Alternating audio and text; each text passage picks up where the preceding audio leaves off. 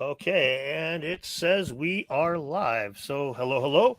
I'm Dan, and this is. Go ahead and introduce yourself, please. Hey, I'm Mike, Wandering Wolf, and dude, thank you for having me on. It's a pleasure to actually finally connect. I've been watching your stuff, and like we were just talking about a minute ago, loving what you're doing right now. It's awesome stuff, and a pleasure to watch and be a part and witness. Well, thanks, Mike. I really appreciate you coming on. I've been really interested in the work that you've been doing for a while. It's pretty. I mean, I hate to say it, but I think it's a little bit on the underrated side. Like I just said to you before we started, it's like a lot of people know you from the Sage Wall, which is cool as hell. But there's like, you want to just let some of these guys know what you do about yourself? I could tell them, but I'll be wrong.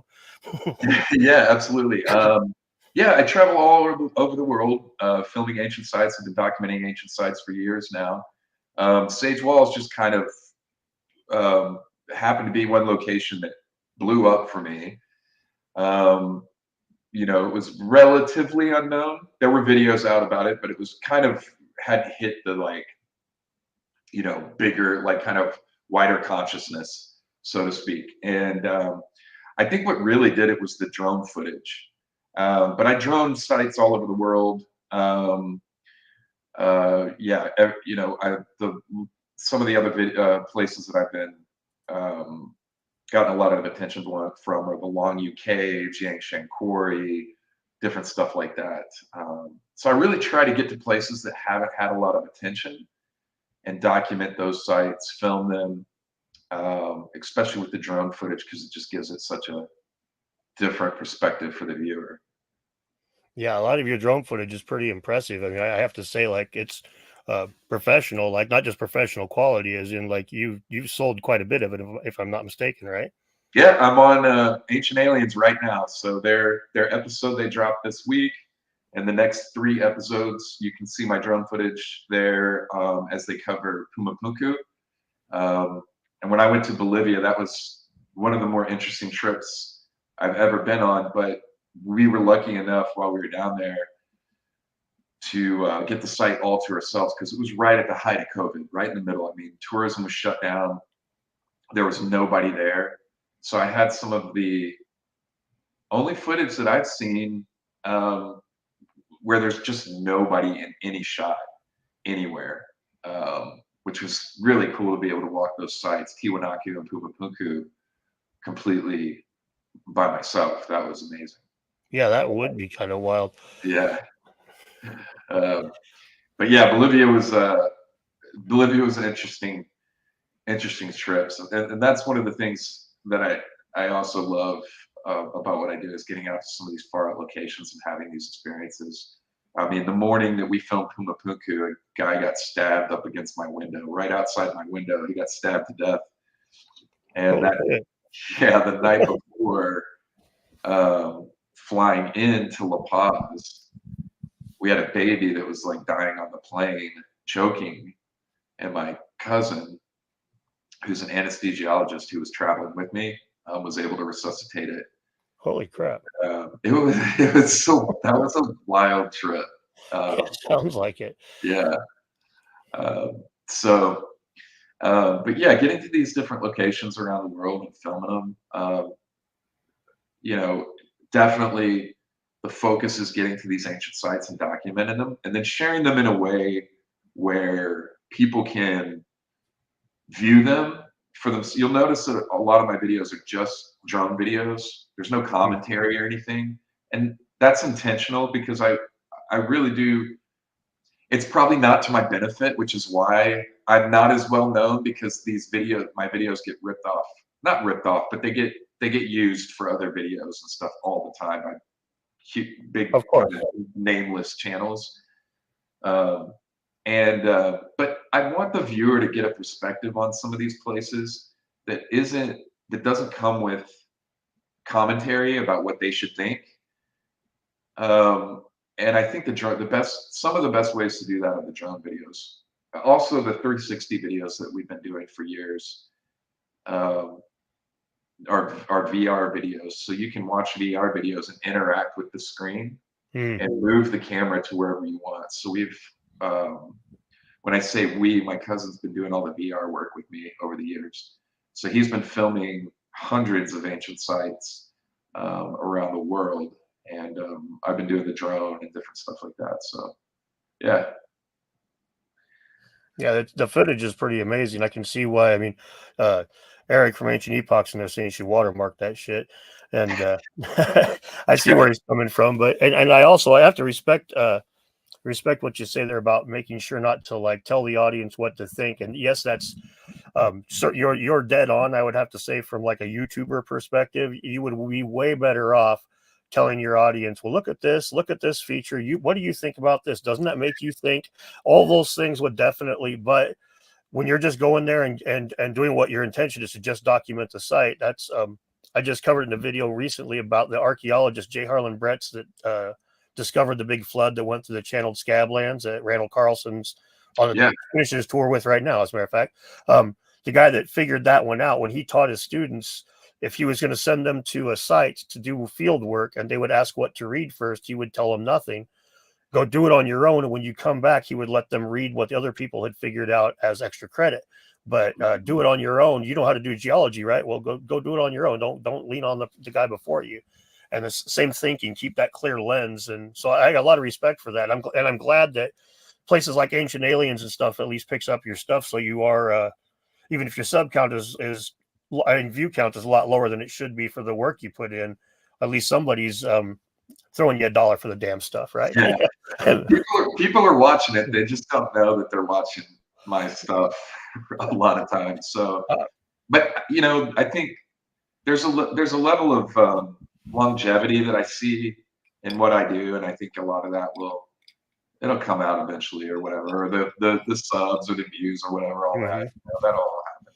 But yeah,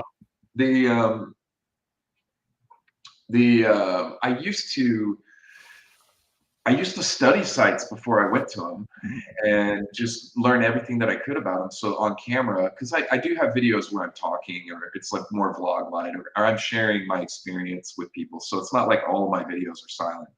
So you can watch me walk through sites and talk to the camera and do stuff. I have all kinds of videos. But I used to prepare before I went to these sites so much.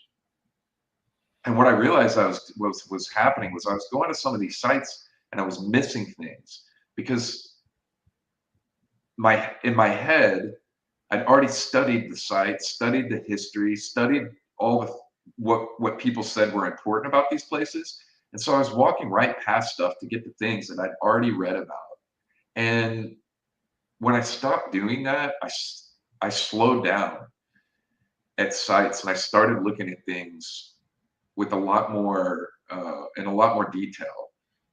And so now it's not like I don't learn about the sites or know about the sites before I go to them, but I don't fill my head up with trying to shot plan and script write or do anything like that. I just walk the site and take the viewer with me and try to share my experience typically. that And makes that'll sense. allow me to see things that maybe I would have missed otherwise. Yeah, that actually makes a lot of sense. Yeah. And there's a lot of details to these sites, and like just a little bit more of a macro scale of an individual site. But like in archaeology, they talk about archaeological bias, which is where like the Great Pyramid gets, you know, a bajillion times more interest than Menkaure's pyramid, even though they're both big and impressive. Right. The one just that's just how it is. So if you go to a site and everybody's like, hey, check out the gate, that's what everybody focuses on. And Yeah, then exactly. that's 100%. Yeah. And you know, if you're going to a site like the Great Pyramid's a perfect example. I mean, you should walk around the entire pyramid. I mean, there's nubs and stuff sticking out of the base of it, and these, you know, all sorts of interesting things to see around the base of the pyramid. You know, but if you're in a tour group or something, you know, they're taking you from point to point. And if you're going with somebody that's been there before, they might do the same.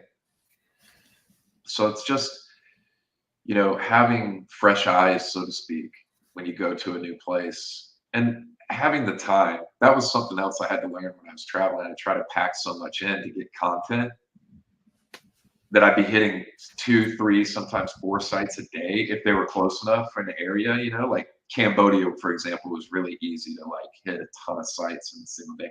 And once I started taking that out and allowing myself more time, then I could explore a site and really give it the attention that it deserved. You know, a site like Baalbek, you should be walking around and exploring for several days. But people come in, see it, and leave, and within hours. But you know, I spent 2 full days there, and each day was seeing something new. Um, so, and there's you know, there's a lot of debate, I think, within, especially within our community, about the ancient history community, about, you know, is it important to see some of these things in person? And I'd have to say, absolutely, 100%. If you're able, right? That doesn't. I'm not saying that there isn't a level of contribution that can't be made from studying things online and different stuff like that. 100% am not saying that. But there's stuff like, you know, we're doing. I've done recently, the video that I'm working on now is from data that I've collected around the world from cart ruts, and we have cart ruts here in America. We have them in my city, Austin, Texas. Oh, Two wow. two different sites, cart rut sites. So what I did was LiDAR both of these areas in Malta and other places. So we've been breaking down the data for months and comparing them. And we're looking at one site. We were, you know, doing measurements with all the data that we have on these LiDAR sites. And I remembered, oh, we could be measuring these wrong because they're 4 tracks laid out together. Because I'd been there, I was able to remember, no, these tracks are actually parallel here, but they further down, they cross. But you wouldn't know that if you hadn't been there and walked the site. I wouldn't know to correct that while working on that data if I Now that hadn't been there. that makes real good sense. There's a ton of stuff that I've looked for that I find is not documented about a site, that they'll mention it, and then but there's almost no details on it. So like what you just said, right? It's the kind of thing you either know or you don't. It's not going to be in the books. Oh, by the way, the carts cross here and the Right. ruts cross there and then back straight. That's not something you're going to see most likely unless there's a flat out map of it drawn. So Yeah. Yeah. Well, and the drone stuff is another thing that helps. well, yeah.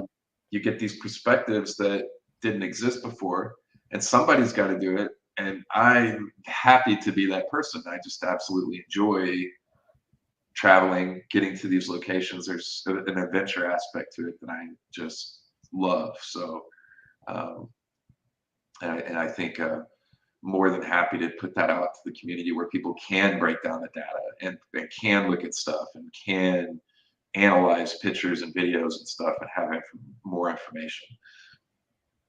Yeah, that's I think a big part of I think one of the strengths of the community is that we can definitely play too. Those of us that are try not to argue with each other too much, as that we can, even though some of us might have disagreeing opinions here and there, things like that, where you bring up here's a whole bunch of just raw data basically, and then you can get 20 different things going 20 different directions on it, and that's it's not necessarily a bad thing, No, it's a good thing, I think, to have lots of different ideas going.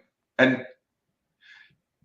times have changed. I think you and I are both old enough to remember when you could disagree with somebody without hating Oh God, I them. I remember when that was the definition of diversity when I was a younger man. It was but No, people that it's funny if you watch Netflix has it's a CNN special on there. It's a CNN special about like each decade, and it's like the 60s, the 70s, the 80s, and 90s. Every single one of them, they're like every time they talk about a president, that Bill Clinton, he sure didn't like Republicans, but he knew how to roll up his sleeves and make a deal for the betterment of the country. Every single fucking president they say that about, and then it's kind of just a full stop when you get to George W. Things just start to change, and yeah, now where it's at the point where there is no compromise is a bad word. Compromise is a bad word. right. And it's just wild to me because there's the pursuit of like um, a common ground for all. It is a pointless effort. It's wasted energy. That will never happen. people are different. People have different opinions. People like different things, want different things. The only answer is compromise and communication, accepting people um, and their ideas, even if they're different from yours. Um, kind of like what we're talking, agreeing to disagree. That is just it. You know, And there's places where that's not really acceptable. I think that we would all agree there's places that agreeing to disagree isn't really an option, but right. that's where shit gets ugly and they like to conflate things. It's like, oh, you were going to talk about big rocks and I can't agree to disagree with you and continue to bash at you on the internet. So now I'm going to accuse you of white supremacy. And now, that's where we're at now. Yeah. You're dead on. That's where we're at. It's kind of messed up. And I think that's bravo to what you're doing, because the pushback against that is been long overdue. Calling people out and for that type of escalation in the conversations is it's completely unwarranted and unnecessary, and it's very so there's a shift that seems to be happening. At least this is what I'm kind of noticing, of people pushing back and saying, I'm not cool with this anymore. Like, I'm not just going to be quiet when people say horrible things to defame you or hurt your character, right? So we all know what we're talking about here, right? But Thanks. it's just there's nothing constructive or bettering about any of that. So no, it's and it detracts. Here's the thing: what it really detracts from and it's funny that we saw this with the same kind of thinking could have applied with Keanu Reeves. It's one of the things that I thought, the way that the meltdown over that. It's like, they could be saying, I'm so glad Keanu Reeves is interested in ancient history. I'm so glad that he thinks prehistory is cool. I had no idea that he was into this shit. I thought that he was just an actor, and I had no idea what his personal interests are. This is great. yeah. So I'd love to talk to the guy and then see where we disagree and where we could agree. Oh, no. So we need to fix his brain. Yeah, somebody got in there before us and planted that cancer. Yeah, it's crazy. I had no idea that Keanu Reeves was interested into this stuff. And you guys are gonna come down on Keanu Reeves. He's like the most loved dude in celebrity on the planet. It's like, okay, so this whole idea that we can have a conversation, that's not, and we're talking about the same text here or tweet, mm-hmm. is that's, can we get a hold of this Keanu Reeves and have a conversation? What you really mean is, can we get a hold of him and educate him to our way of thinking, right? As if he's not an adult who is fully capable of making his own decisions and knew what he was getting into going on that show. Yeah. So clearly he has an opinion, and he's picked his camp about what he's interested in. And that's just unacceptable. That's unacceptable. Yeah. So good luck vilifying Keanu Reeves. Have fun with that. Oh man, yeah, that was definitely funny. No, it won't work out. It can't. Yeah. And the trying to reach him through through his little wall of separation between his fans and the internet. That's a little bit nothing. That's to me, that's pretty messed up. When somebody puts a wall like that up, you just, it's there for a reason. Respect it. The paparazzi doesn't, and they get punched in the face from time to time for it. The rest of us know better. Well, most of the rest of us. Right. But, yeah. The guy doesn't have any social media for a reason. Yeah. He don't want to do it. And he is like you say, he's so beloved that it's like, you can't really, like I had one comment on my video where somebody said something bad about it, and I haven't looked back at it yet, but I'm wondering if it just gets completely ignored, or if it just gets hate mobbed. But one of the two, it won't be.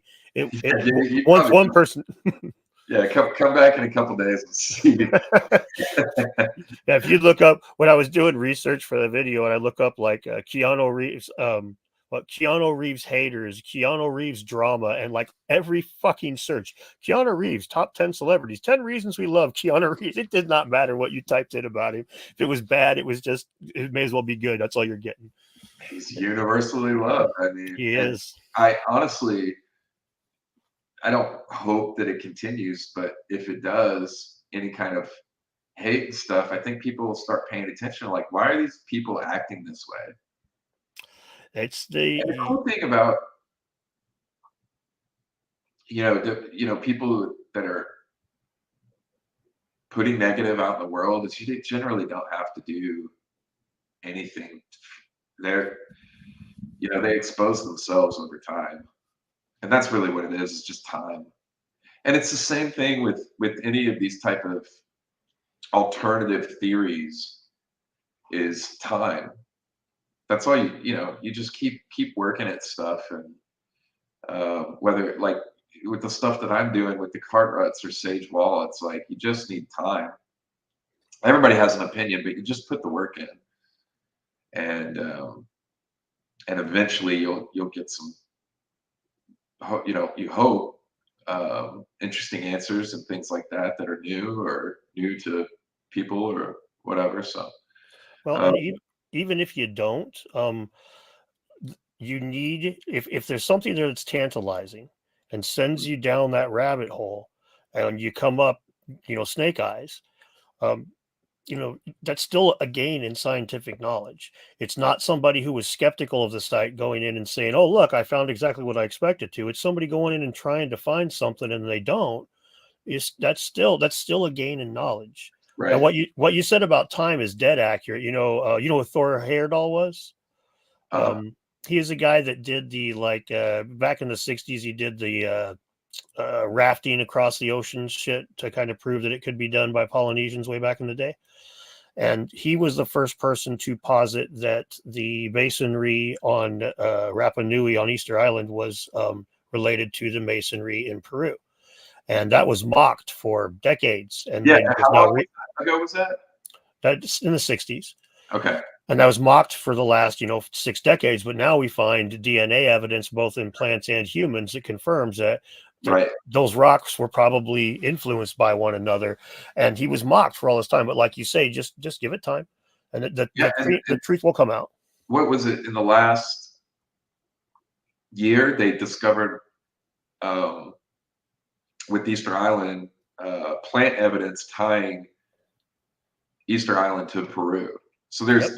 there's physical evidence now showing the connectedness between Easter Island and Peru. And I first saw that from our buddy illegitimate scholar posted about that a while back. And uh, yeah, it's just time.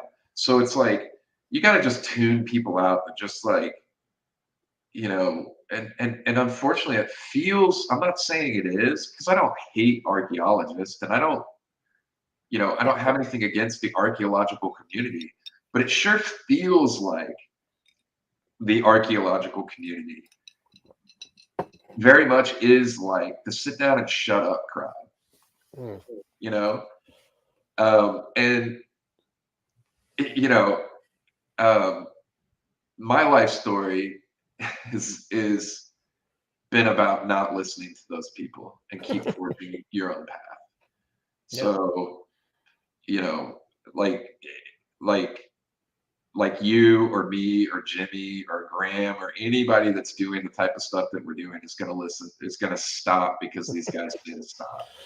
So keep, pissing into the wind if you want. But yeah, I think the more that a lot of the stuff is shared, I would, it's always kind of interested me that they are more embracing of, there isn't a bigger level of embracing the community if what they do is, if what they're all about is teaching. You have interest in ancient history at an all-time high in history, at least no in history, anything within anybody's lifetime that's alive today. The interest levels in ancient history is at an all-time high. There's there's plenty of people that you could be, that want to listen to what archaeologists have to say and learn. And I would think you'd be kind of scooping up that crowd and teaching to the You people would. that want to listen and want to be a part of that because they're there. Yeah, it's a big wasted resource. I mean, as far as uh, I made a stink about it a few months ago when Jimmy posted about Neanderthals and Homo erectus maybe being, or no, Neanderthals and Homo, I forget which one, Denisovans, that was it. Neanderthals and Denisovans were maybe what the Bible referred to when it talked about Nephilim being these giants that were our ancestors. And like all these archaeologists and people like that yell at Jimmy all the time come in and start saying the whole, well, actually, Neanderthals and Denisovans were thought to be slightly smaller than the humans. So that's, how do you have, these wouldn't be giants. So how would that work with your whole little freaking Nephilim thing? Got you there, Jim.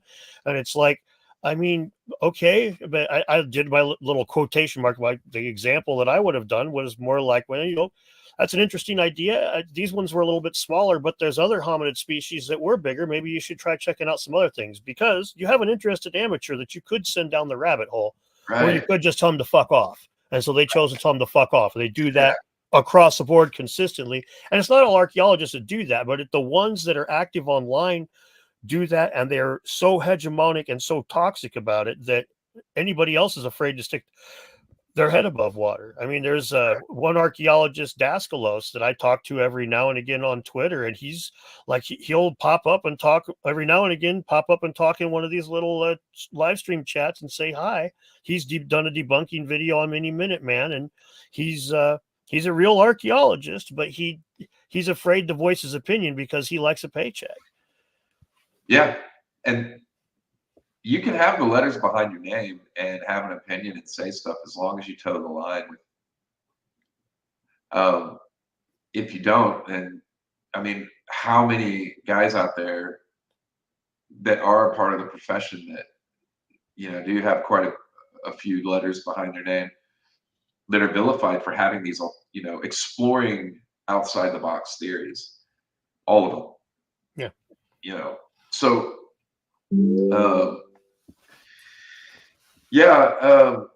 it's unfortunate because I like to look for opportunity, and I know that if I was in that position, I'd be seeing opportunity. I remember Flint talking about on the debate with Graham on Rogan that museums and universities are shutting down, and I don't want that. No, but who's to blame for that? Because like we've just laid out here, interest in ancient history is at an all-time high. You know what? If I was going back to school, I might not go because I don't want to sit in a class with a fucking somebody like Flint Dibble. That's the answer. I don't want to be preached at, right? Like, and there's a difference between like instructing and teaching, but that's not what I'm getting from a lot of the conversations and stuff that are going online. And the idea that you could be one person in class and another person online, or one person in your personal life and another person socially, like, I don't know that doesn't quite gel for me. So, I have to assume that the if you have a differing attitude that goes against the grain while you were in a class, you'd get the same kind of pushback or an F or a D or whatever in your class for questioning the narrative instead of reciting back verbatim. Yeah. So I would that's have to why agree people are coming over and watching. That's why Jimmy gets 1 million views on his videos. That's why season 2 of Netflix's Graham's Ancient Apocalypse is going to be a barn burner when it releases in numbers. And you can, and like me and Mark Young talked about, it's so funny. Like the closest thing archaeology had to Ancient Apocalypse season 1 was the that Caves in the Delhi thing, where the Cave of Bones with Lee Berger and the Homo Nideli and their little. I don't know if you saw that, but it was pretty interesting about a pre-human hominid species that looked to be using fire and going through all these pains to deposit their dead in this cave. And it was really interesting stuff. But he also got blasted, but it got blasted by archaeologists, the archaeologists that did that. But it was a fraction of the interest in Ancient Apocalypse got. And they, instead of like playing off of that and leeching that popularity in ancient history, I mean, there Gunong Padang is a great example. There is so much they could easily get funding and run with that site after Ancient Apocalypse, but instead they ignore it. And by Yeah, ignoring it, we end up with like what now? We have an argument over how old it is, and it's not even fully excavated, and it's so we get nothing. We get a bug fat nothing. yeah, and I don't the the dismissal of that site in particular is akin to the same type of behavior the archaeology community, it, you know, is chiding others for about think thinking outside the box about things. So you haven't even done the work. There's enough evidence there to warrant a further investigation, and you guys are dismissing it out of hand at a site like Ganong Padang. And that one just blows my mind. Um, it, I don't even know what else to say. That's crazy. It's crazy that the work that's been done and the work that we do have, and that there's a community of people that think it's not worth investigating further. It's that's well. What's really sad about that is that they're the same people. It's like the PR game is something that they just on a fundamental Right. level they shit the bed on. And this is a perfect example. This is, dude. Everybody accuses you guys of hiding information. You guys fucking will not let us dig where we want to dig. You never want to let us see the things we want to see. You always hide the info. So uh, oh, you guys think that that place might be a 25,000-year-old pyramid? Fuck you. No digs. Stop it. Right. We're going to find a problem with it somehow. It's wild to me. I mean, because the I mean, the assumption I thought was that, we're trying to uncover things, and and then you start getting into these topics like Göbekli Tepe, covering up sites and stuff like that. It just the I'll tell you right now, we went into this on a recent live stream that I was on with Jimmy. Was, if you start getting into sites like Göbekli Tepe, and this is just from experience, from travel, and having been to so many sites around the world, is what's going on at Göbekli Tepe is it's just money. The place has been turned and is being turned into a revenue stream. So years ago, it, you know, the tourist level going out to Göbekli Tepe was very minimal, and I think you now have something like 500,000 people a year visiting that site. Okay, so that alone explains the roads being built and the beautification of the site. The other thing is that you take a look at the cover.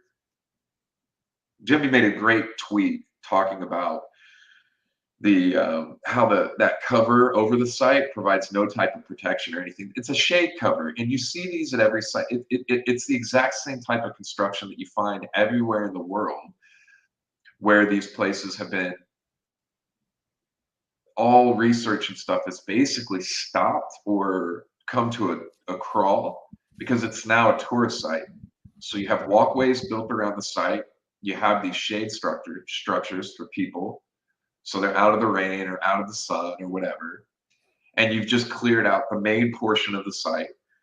And eventually there's a ticket booth there and a road that drives all the way up right almost to the entrance, so the tour buses can unload and the people can go through the ticket booth and they're walking directly right into the site to see it.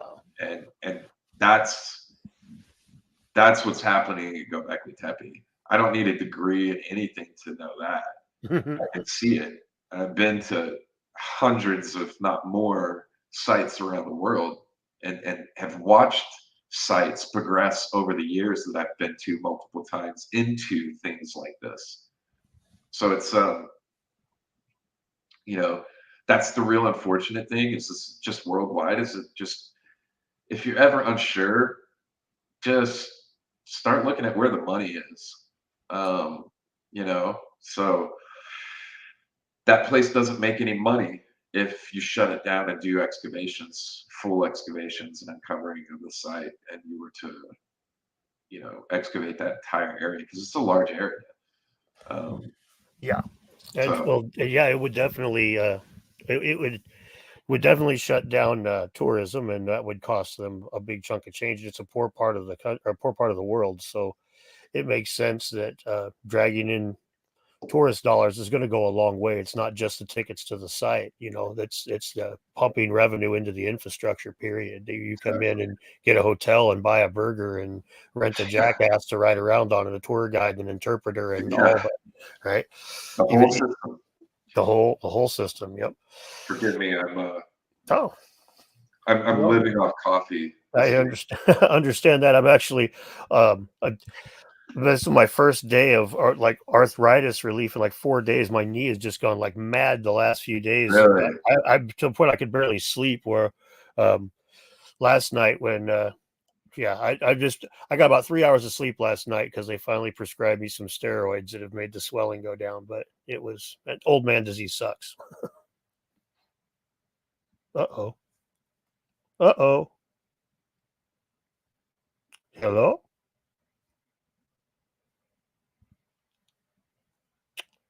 I seem to have lost Mike. Are you there, Mike? Oh. Can you hear me? Ah, there we go. I got you back. Okay. I You're don't all know good. what happened there. You're all good. Okay, it's doing it again on my screen. I don't know what's going on. My whole okay. I You're all don't good. know. You're all fine. You're fine, man. It's just I'm gonna stop touching things, I think. it's the internet. It's okay. It's all good. I've had this happen ever since the days of Doom. So You say Doom? yeah, Quake was You're showing your age there. oh God, yeah. Well, I think the grade does that, but yeah, yeah. Remember the good old days when one of the things I've laughed about a lot is that the biggest change to the internet was the old days when you had to have at least some degree of technical skill to get on. So there was no housewives, there was no teenagers, there was no college kids. The only people that showed up were like tech geeks to some degree. They were nerds. So you did have, teenagers and housewives and stuff, but they all were kind of nerds. And so people didn't get upset when you said like shitty things to each other. And the place was a lot more of a wild west nut job of a place before they even had search engines and shit. Basically, where I mean they had them, but they weren't. He just went on to www.superman.com. Okay, www.clarkkent.com. Okay, now you stumble on all kinds of fun shit. Yeah, Yeah, Diablo Shaman points out Diablo was the first one I really cracked out on with online play. That one I spent hours on. Not proudly to say, but I did. my thing was Civilization. I Mm. got on playing Civilization back in the day, and I would sit there for 12 hours playing that, moving little squares around. Oh yeah, the good old days. Oh yeah. Back then, that was like about the time that Fingerprints of the Gods came out. I remember Yeah, well, pre-ordering that at Hastings, 95. 95, Yeah, 96, yeah. 95. Yeah, I'd have been, those were crazy years for me. I think I was 15, but I was already getting into trouble and doing crazy shit. So, and I think 5 years later is when I joined the military in 2000. Yeah, I Uh, was married at the time and in the army then. and had read what was a Sign and the Seal. I don't know if you've read that. It was Hancock's first kind of alternate history book, and Right. Search the Ark of the Covenant, and I thought that was cool as hell. And So you've been on it for a minute. How long? oh, I've got magazines here from like when I was like 15 and 16 that are talking about ancient Egypt and stuff that were. I got the term pyramidiot from KMT magazine, and those are like just an Egyptology magazine. It's nothing, no Atlantis at all. But it had in the editorial section some guys like, you'd get more money if you catered to some of us pyramidiots. And I was like, fuck, I love that term. That's great. That's awesome. But yeah, shit, it was in fourth grade when I really first got interested in ancient Egypt. With we had an Egypt day in my art class, and the teacher like was showing us all this stuff and talking about how their religion was intertwined with their buildings and all this stuff. And I just thought it was so cool that like we're like able to accomplish all this stuff and had this weird religion that was different than mine. I grew up real Christian, so it was just like all of it was just real tantalizing out the gate. And then as I got older and looked more and more, and there's still mysteries that hold up. Even though you get older, if you're skeptical, a lot of the mysteries do get shaken out and proven to be not so mysterious, but a lot of them hold up. That's awesome. I was a little bit late to the party. I think my path is a little bit more winding and like figuring out what I wanted to do. As far as being passionate about ancient history. But the military had a huge hand in that. I was in during 9/11 happened, so I experienced a lot of the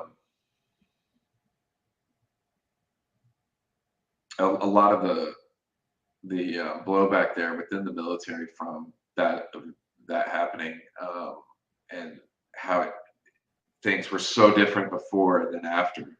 And then just being in the military gives you an inside perspective into our government, the system, things not being what you're told they are. And a lot of the stuff that the people are, and the reasons why people are serving, you start realizing you were sold a lie about a lot of stuff. And that's not to say that like, because I learned some of the most valuable things in my life from my time in the military, things like discipline and respect and brotherhood and loyalty. But that when I got out, 9/11 was so impactful for me, being in while I was in, that it really made me start questioning things. And that was the rabbit hole that kicked it all off for me. So that was 2003 or so when I got out, and really started saying, this shit just didn't add up. Some of this stuff just doesn't add up. And that's just went down a rabbit hole, eventually, of YouTube videos. And here we are. I guess that's 20 years of still being in the game for a bit. I mean, it's not like you just started. Yeah. I think I've been traveling now for 8 years. Yeah, I took quite a bit time off when I got custody of my kid, and like I just quit buying books, quit reading, quit watching stuff on it for the most part. Every now and again I would watch a video on YouTube, but for the most part I just kind of got out of it because I didn't have time. Yeah. I guess Jimmy is having a live stream right now too. Is he? And gave us a shout out. So hey Jim, thanks. Yeah, here's a shout out for you too, guys. If you don't want to listen to us, you can go talk to Jim, but you totally want to listen to us, right? That's right. Yeah. That's right. Let's beat Jimmy. Let's beat Jimmy. Now we sound like archaeologists. Let's beat Jimmy. I love Jimmy. He's a good guy. He's been a good friend. Yeah, I like Jim. I know a lot of people have problems with him, and it's funny. I've had nothing but good from him. Like not one bit. Even when I've made videos picking on him and shit, he was like, "Yeah, that's pretty funny, man. I don't agree, but it's all right. Here you go." I think people get surprised when they go after Jimmy and he punches back.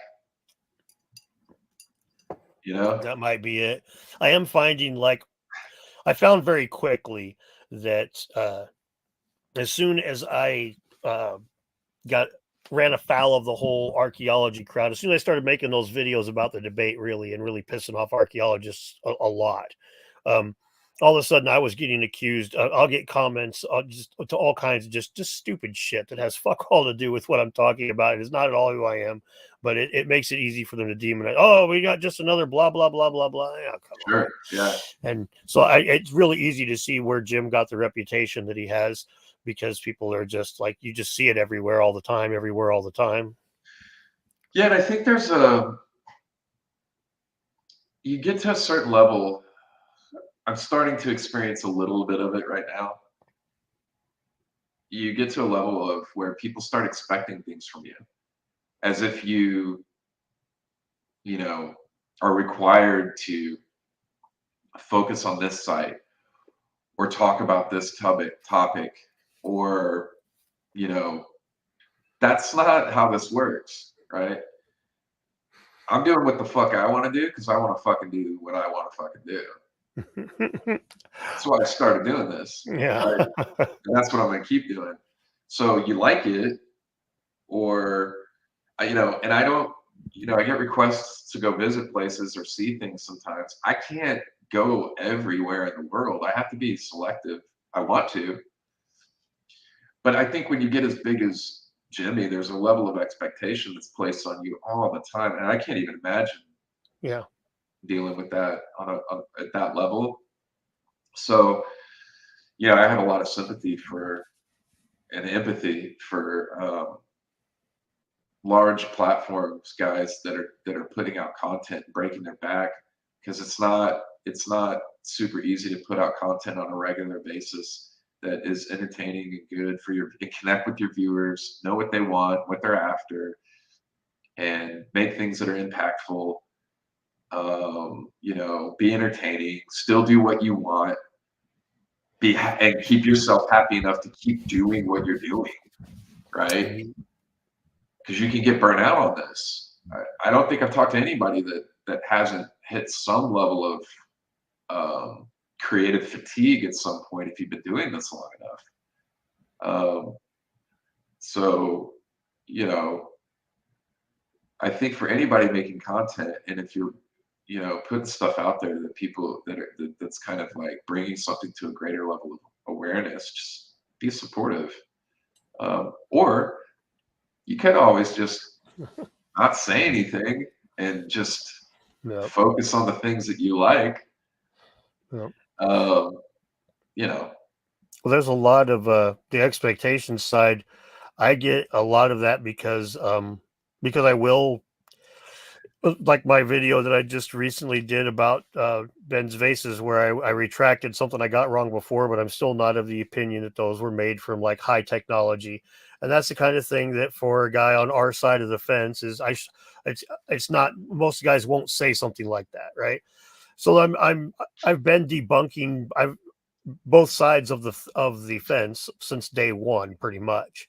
So I get a lot of people that are expecting me to put an equal amount of energy into both of those, and it's like, well, dude, Graham Hancock has like 1,000 videos debunking him, and Flint Dibble has like 10, and 9 of those are mine. You know, not literally, but it's that's about where it is. It's like, come on, you guys. There's a reason that I'm focusing more attention here. It's like I was talking to one of my friends on Facebook that was asking me about that. It's like, man, it's like we got a dirty house.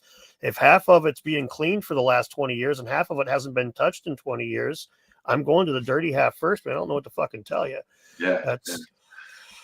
But there are. Go ahead. Sorry. No, I was going to say I love that about you, and I feel like you've kind of shot into this space like like a fucking cruise missile over the last year, and it's been awesome to see just Thanks, man. you do that, uh, because I don't think anybody should be immune to criticism or having ideas and things questioned and called out. I mean, you know, it's how is the person who's the focus of that attention handling that? Because I've had, working with the property owners, Chris and Linda up at Sage Wall for the last like 3 years. There's plenty of people that are just like, you know, it's natural, blah blah blah, whatever. Hmm. Tons of people. Cool, man, I get it, but I'm gonna keep doing the work with them. Like I'm gonna keep documenting it and sharing. Like they're doing work up there, like aerial lidar, lab analysis, ground penetrating radar. They're doing all these different things. Like they're not, and I'm not going to stop the stuff that we're doing just because somebody's being critiqued. So I think there's criticism or putting things under a microscope is healthy. And I think clearly you're doing it in a way. I mean, maybe not, with Dibble, but they do need to be called out. But like, if you're making a video about Jimmy and saying I don't agree with this or Ben, there's nothing wrong with that. Yeah. Yeah, I think I've said it before that like the dreamers and the skeptics have traditionally worked together to get us places, and they've kind of separated into their own camps now. And that's you end up with dreamers that just kind of they get to do whatever, make up whatever hypotheses they want, and nobody's there to kind of reel them back into reality. And then the skeptics, they're all over here just pissing up the rope. Everything that they see, they attack. And Right. I mean, could you imagine being a professional skeptic right now when the U.S. government's like talking about UFOs and shit, and you're like, it's my job to go out and like use all these U.S. government sources to debunk the U.S. government? It's like, man, what a shitty day to be a skeptic. But I call myself a skeptic. But it's like if that's what your shtick is. That's being skeptical doesn't mean being cynical. It means that you give things a fair shake. And if you inject your personal biases, your predetermined beliefs into it, you're not being skeptical. You're just using your own lens. And that science endeavors to stop that. So I think every individual that's engaging in some sort of science should try to be as impartial as they can, which we definitely do not see from the scientists that, at least that I've encountered online. The vast majority. Which is really odd because science is supposed to, hold up to scrutiny. There's a level of scrutiny that's supposed to be applied to different things like that. Now, I can understand from archaeologists' perspective, people just throwing out random things and saying, wild stuff. Because don't get me wrong, there's a lot of wild ideas out there. And a lot of it kind of exists within this community of alt history, whatever you want to. Mm-hmm. But if people have,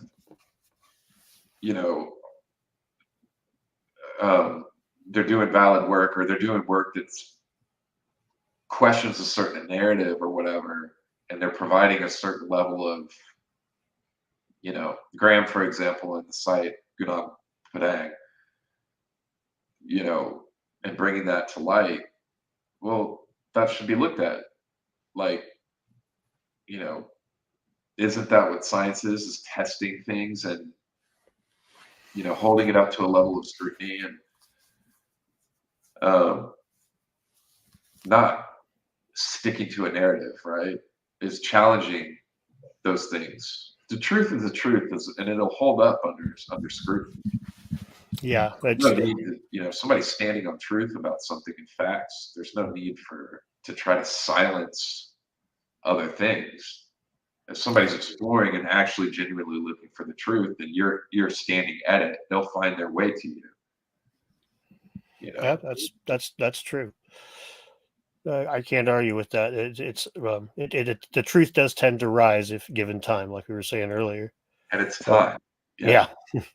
It's time, but we live in this culture now that just grabs onto every new thing or whatever quickly, you know, and people are arguing in real time about facts, right? When things just take, sometimes it just take time, you know, so you just, you know, Well, when they have frameworks built up, that's a lot of it with the sciences that have allowed that allow for more personal interpretation. That's where you end up, even in geology, where where the egos clash is where the personal interpretations are way different, and that's because these personal interpretations were conjured.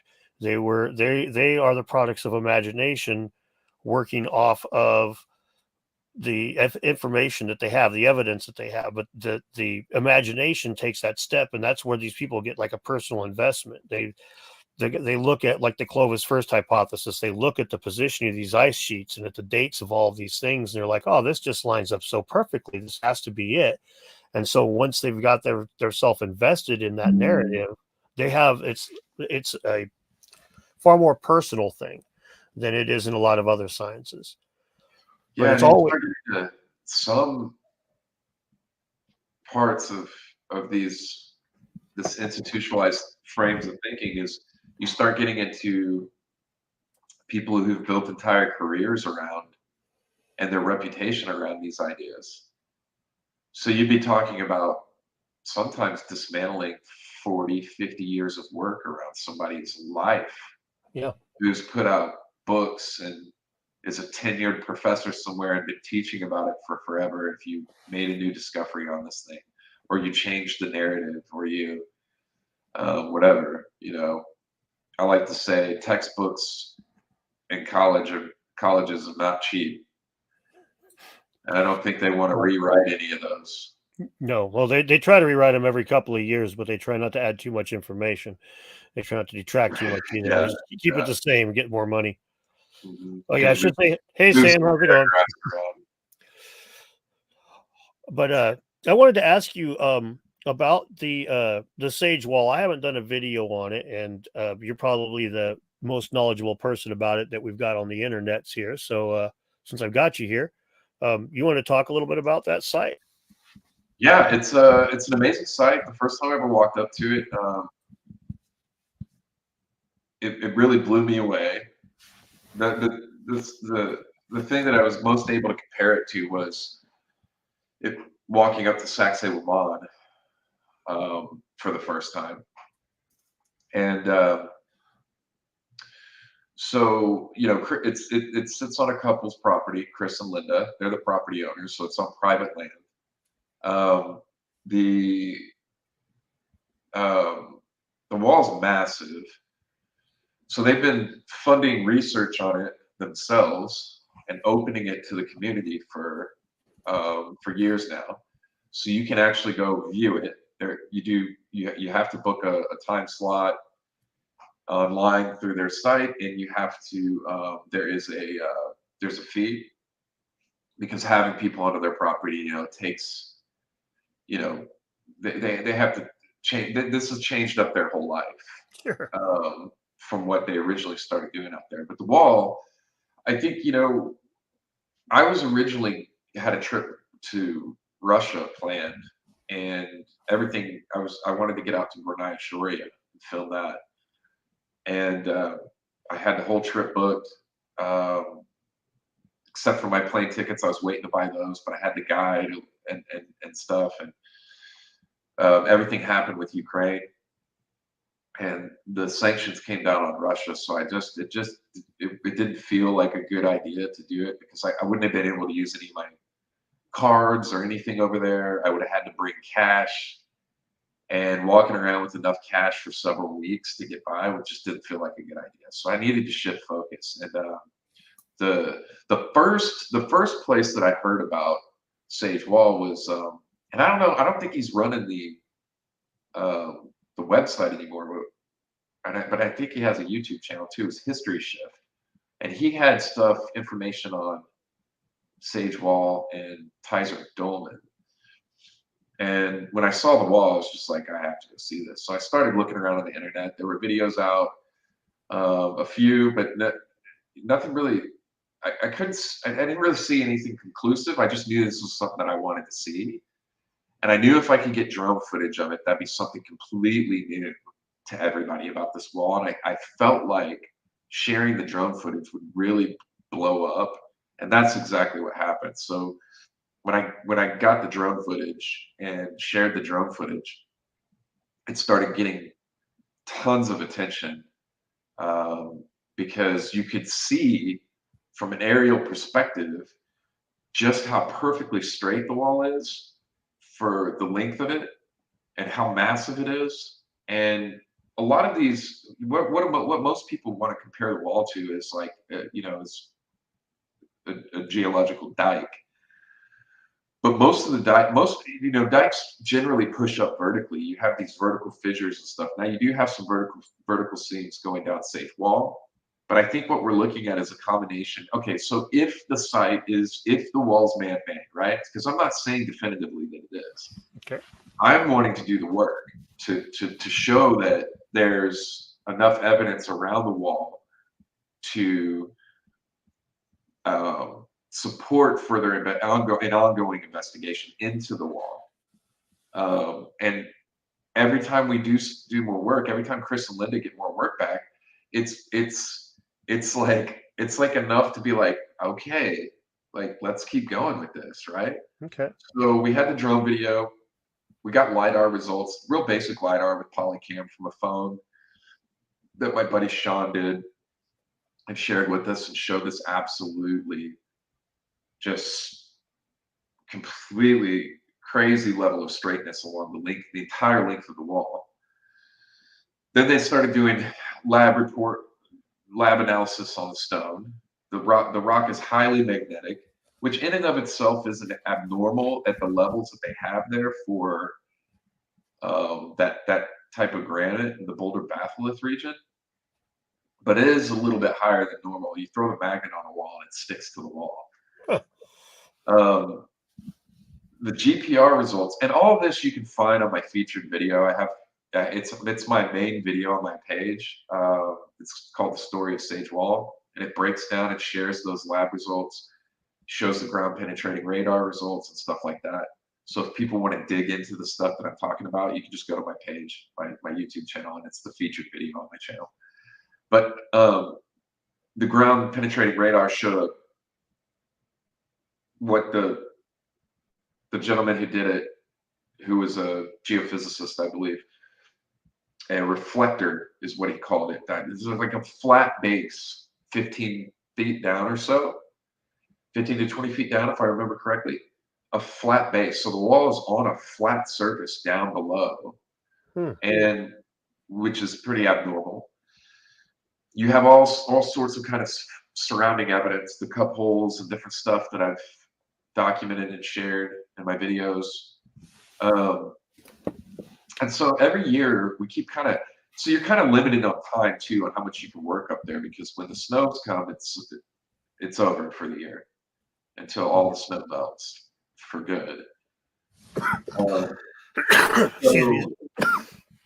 the other interesting thing outside of the geological aspects of the site are stuff that I put together and shared in the video about the company like Rio Tinto. So Rio Tinto is a multinational worldwide company. I think they're the second largest mining operation or mining company in the world. They do a lot of work in Australia. This is a company based out of the UK who have documented history of destroying ancient sites, specifically in Australia around Aboriginal sites. They've dynamited sites. They're responsible for destroying somewhere between 200 and 300 different ancient sites in Australia. Wow. In their mining operations. There've been all kinds of protests over there over the years. They've been ordered to pay all kinds of fines and stuff. Wow. This is the company that was selected by the National Park Service or Montana government, the state of Montana, I think, for um, looking into mineral deposits across the state and in specific areas, specifically in the Boulder-Bathurst region. So kind of, like just like a handful of years ago or so, black helicopters are start flying around all over the property up there by Sage Wall. They're, checking out the site. So that it's just, that's not a whole different thing, but definitely just is kind of odd. But the work that's been done this year, Chris was able to do a bunch of really high-end LiDAR work, aerial LiDAR work. And he plans on sharing some of that or all of that. The cool thing about the property owner, Chris and I, is that we both believe in sharing everything. I may put something together in a video and want to wait to put that out to the public till I can release it in some format that you can watch and enjoy or whatever. Sure. And get all the information. But we both want all the information out there, not to hold anything back or anything, right? So everything in that Sage Wall video that I've mentioned before on my channel has all the stuff, all the information, all the way up to the end of 2023, beginning of 24. And so we'll put out some more information as things come, and we're working together over the coming year. But it's very interesting whether it's natural or man-made. We're doing there's good work going on out there that I think reveals a lot of information one way or the other. So it's we either get a greater understanding of how this really natural formation happened out there, which can be used for different stuff, like different type of geological information and different stuff like that, or we potentially find out that this is an ancient man-made piece of a structure, which completely rewrites the narrative for history. Hemisphere, for sure. That would be one of the biggest finds, in my lifetime, in terms of history and rewriting the narrative and the story. So I don't see any lose in this scenario, no, it's just pursue that avenue of gathering this information and stuff. So you can go watch the drone videos and stuff. They're just straight drone videos that give you great aerial perspectives of the site.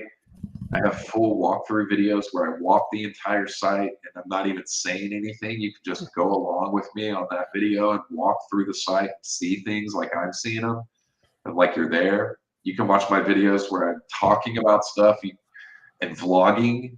You can watch my video where I'm breaking down all the data. So there's a bunch of videos that you can just partake in and really dive into that wall and check it out. And the attention that it's starting to get is awesome. Joe Rogan was showing it on his show the other day, and showing pictures of it, and that's great. I think that's great.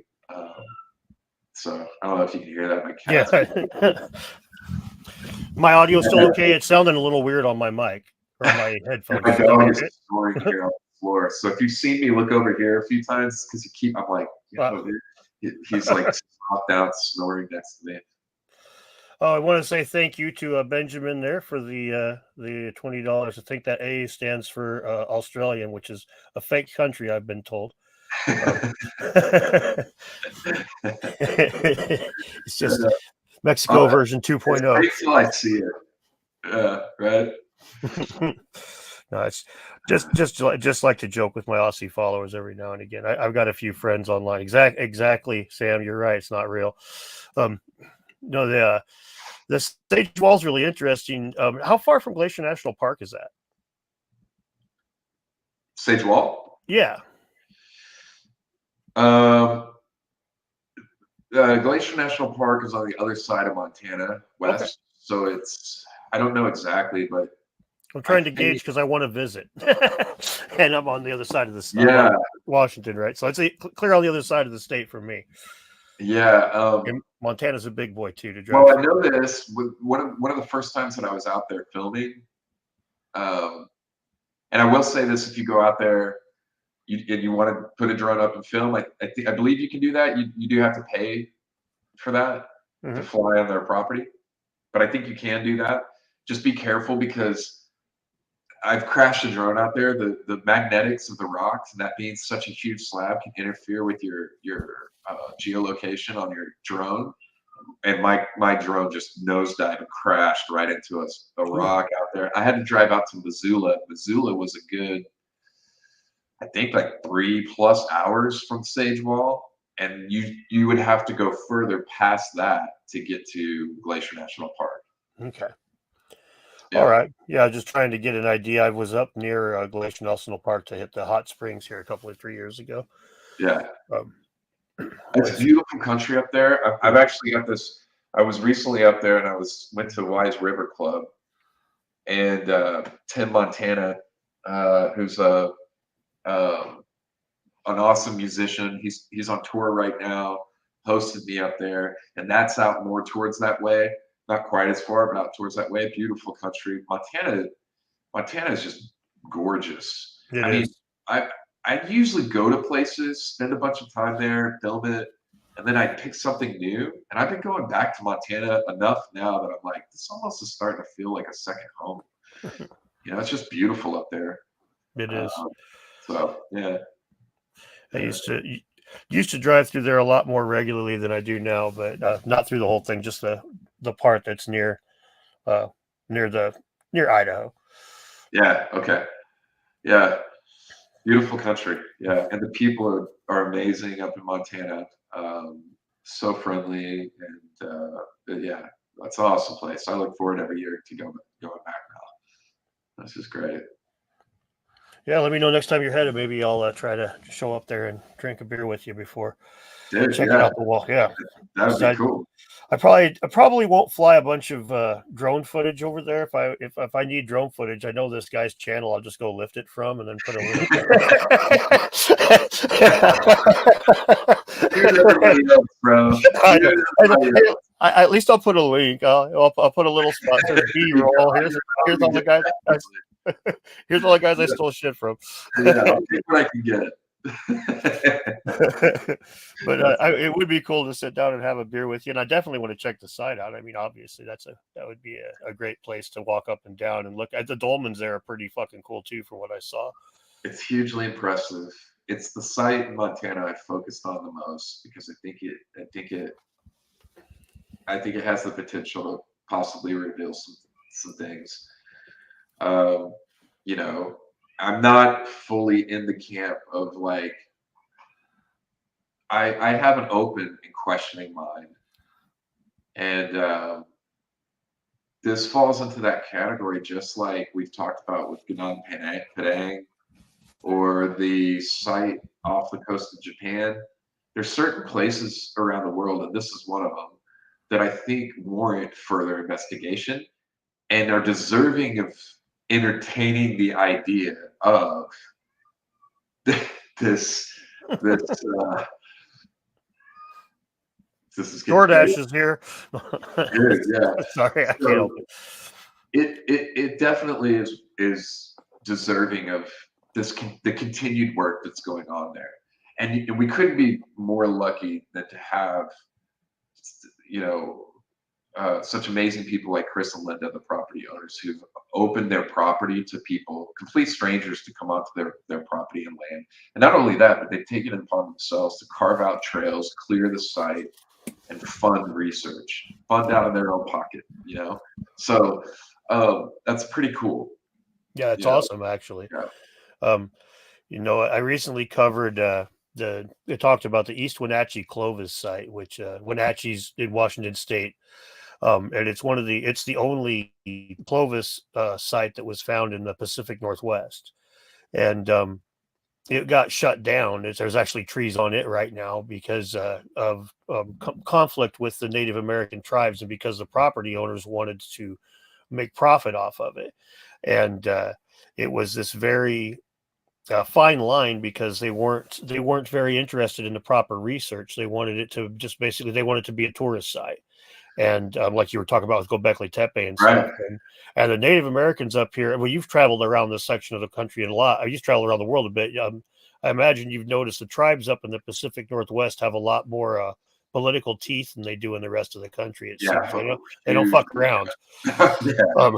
So Yeah. when it came to that site, they got it shut down. When you look at, this was back in the 90s, when it was late 80s, early 90s, but you read the newspaper articles and stuff, and they were working just fine with the Washington State archaeologists. They recognized the tenuous nature of this whole thing. But when the property owner realized the Washington State archaeologist was like, you're not going to fucking open a museum here and like shit can research and have these guys be on board with it, he switched to a New York archaeologist. That guy came in and is like, oh, let's open a museum. And the tribe's all fucking back, pushed hard against him. And now that site's in an apple orchard.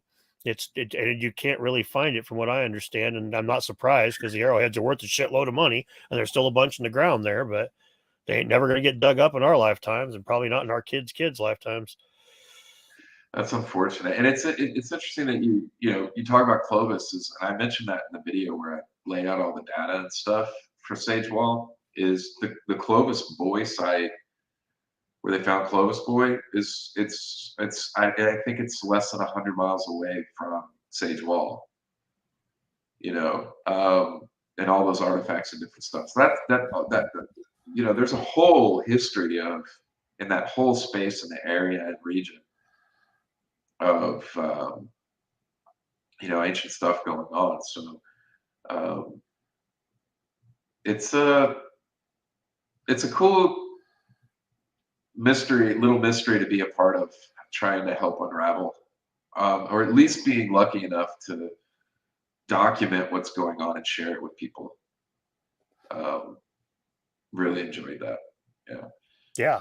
So if somebody's asking if there's other giant rocks there near the Sage Wall, there's some dolmens there, right? Yes, there perhaps. So there's a whole camp of people that are fully on everything up there is ancient something, and obviously you have the conversely, you have the other side that thinks all of that's natural. And there's several other sites that I think are very compelling. I've focused my work on Sage Wall because I think, like I said before, I think it's the one that has the greatest potential to reveal something. It's also the most impressive.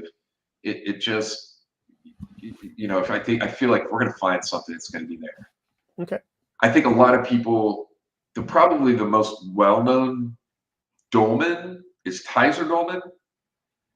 And I think a lot of people may, I've visited Tizer Dolmen several times now.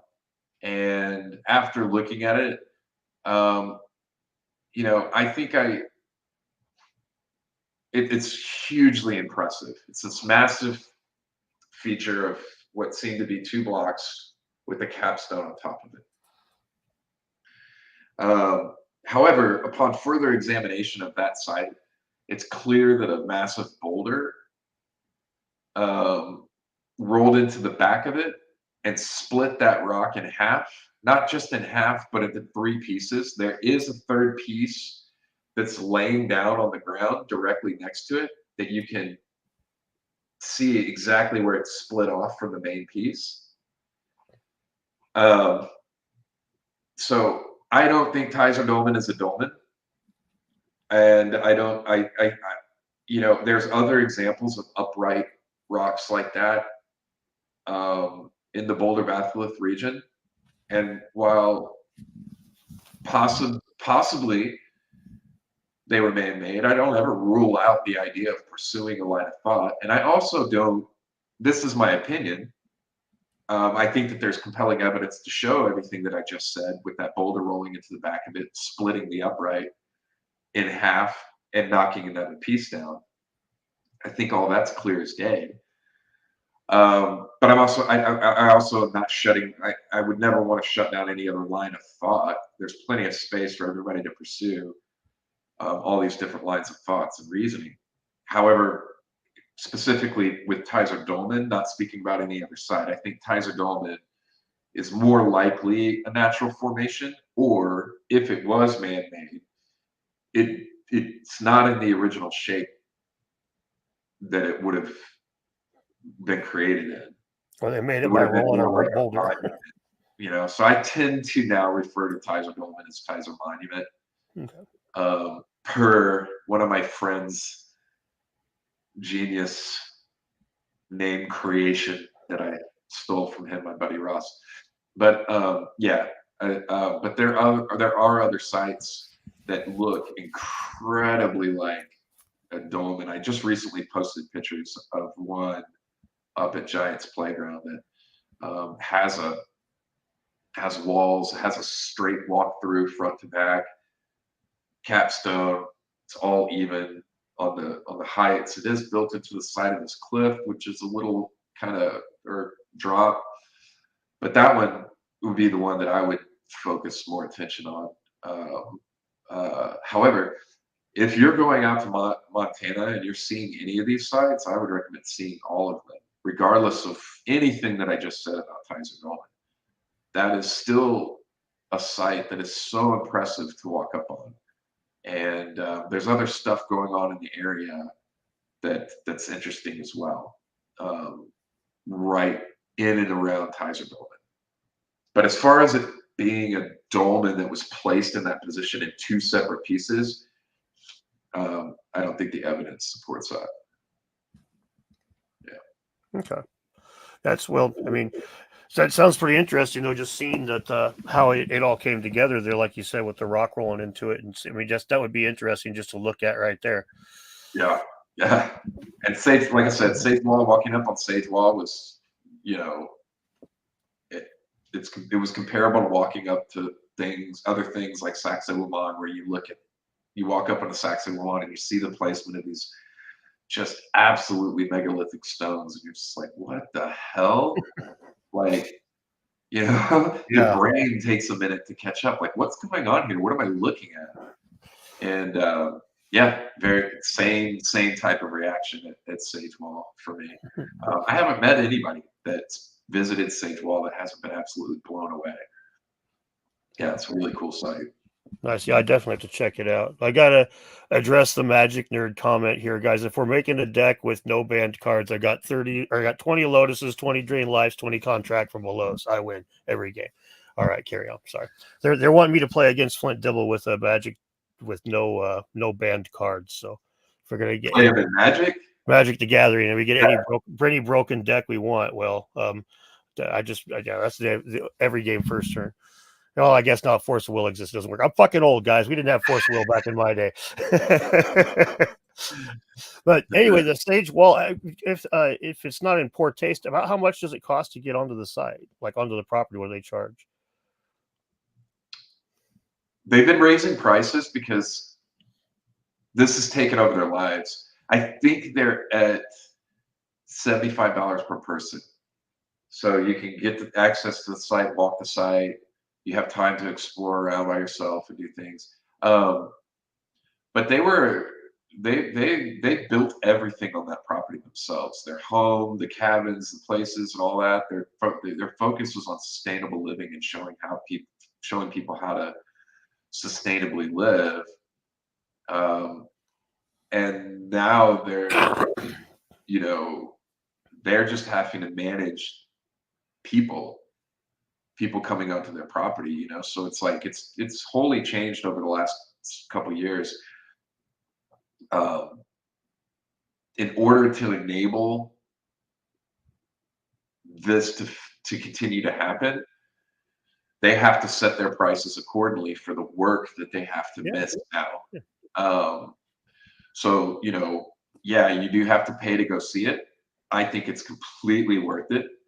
And but I do want people to understand that, because there has been a few pushbacks that I've seen on comments and stuff about the price. You do have to understand that in order for them to facilitate being able to let people onto their property like this and accommodate that, they've had to completely carve out a space of what they were doing with their life to make money and earn, and their jobs and their life passion and work. They've had to take a whole chunk of all of that, put it to the side in order to enable this to happen for people. Not to mention, the insurance and different things that they have to have now because of people just walking onto their property. Not only that, but people doing stuff that they shouldn't be doing, like climbing up the wall and jumping off the wall and going off trail and stuff like that, right? So Yeah. there's risk involved in that, which Well, is you said why that. they've always asked me to just point out to people when you go there, just be respectful, respect the rules of the site, stay on the trail. Don't they back up to BLM land? Don't go past the limits there because you're not supposed to go on that land, the BLM land. Don't be damaging the rocks. People have pulled pieces off. People come out there and light incense and stuff. Don't start fires and do little prayers and things like that. Don't litter. Don't deface things, and everybody can enjoy the site. Yeah. Yeah, right on. Yeah, I definitely would like to check it out. I just wanted to make sure. Just I was just wondering, just for the followers, about just so they would know about how much it would cost. So if they driving by, they wouldn't think it would be Yeah. $20 and it'd be 100, or think it'd be $100 and it'd be a 200. Go to sagemountain.org. That's going to be their website. You can look on their website, sagemountain.org, And they've and recently changed. Okay, you can see the pricing, you can see the rules, you can see awesome. what that does. You can check out their story and then all the stuff that I just shared. You can see all about them. They have a story about the stage wall as well, and so And you get there's a lot of information from that. and you said they're spending a lot of money on actual research on the site, like bringing They are. geologists and shit out They're there. doing Yeah, lab results. They're doing lab testing on the rocks, doing analysis. They've had people come out do the ground penetrating radar. They just finished not too long ago aerial lidar work, and are just now starting to get some of that data back. And so we'll be breaking down that and looking at it as they can. Some of that stuff's very complicated for anybody who doesn't have a background in that. so the money Yeah, that somebody spends to get a excuse me, so the money that somebody spends to get into the site doesn't just all go into his hunting cabin or something. It's going right. it's Yeah, going into researching the place and stuff. All right, yeah, cool. and the trails and stuff have to be maintained every Yeah, year. and The- insurance, like you said, and all that stuff. Yeah, right. but Yeah. the And when there's the profit side of it, even though he has to do the insurance, he has to do the trails, he doesn't have to hire a lidar boy. So that's where it's like it's a right, good cause, guys. Spend your dollars, because he's right. gonna Yeah. it's going to a good cause. You spend more money, he can do more lidar and this and the like. And it's going into somebody who's wants to share the information freely with the public.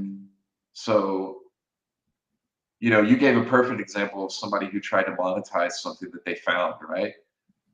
Um, but and possibly keep information for themselves to gain from it. Like they're releasing data. They've released data through me and my videos. They're releasing data through their website and will be with the lidar stuff here eventually. So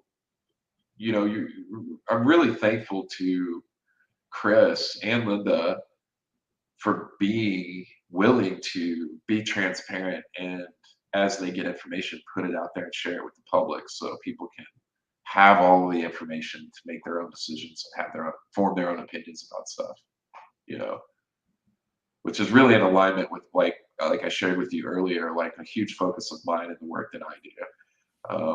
Sharing the drone videos the way that I do without putting a giant watermark over the whole thing or talking or stuff like that, so people can kind of come up with their own opinions about things and then share that and have conversations about it with people.